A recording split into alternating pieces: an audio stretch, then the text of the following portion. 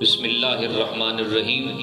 حضرت سفیان ثوری اللہ تعالیٰ کے بہت بڑے ولی ہوئے ہیں۔ آپ فرماتے ہیں کہ میں حضرت امام جعفر صادق کی بارگاہ میں حاضر ہوا اور جا کے عرض کیا، اے شہزاد رسول مجھے کوئی نصیحت تو ارشاد فرمائیے۔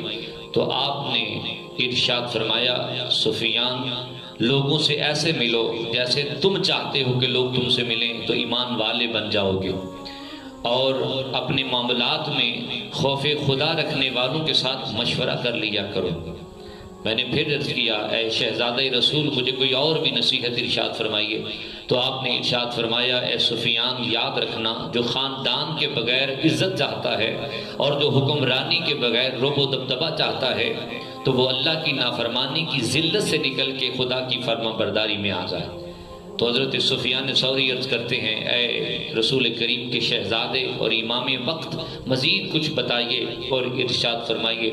تو امام جعفر صادق نے ارشاد فرمایا کہ میرے والد گرامی نے مجھے 3 باتیں ارشاد فرمائیں اور فرمایا، بیٹے یاد رکھنا، جو برے بندے کی صحبت میں بیٹھتا ہے وہ سلامت نہیں رہتا، اور جو برائی کی جگہ پہ جاتا ہے وہ تہمت سے نہیں بچتا، اور جو زبان پہ قابو نہیں رکھتا وہ ہمیشہ شرمندہ ہی رہتا ہے۔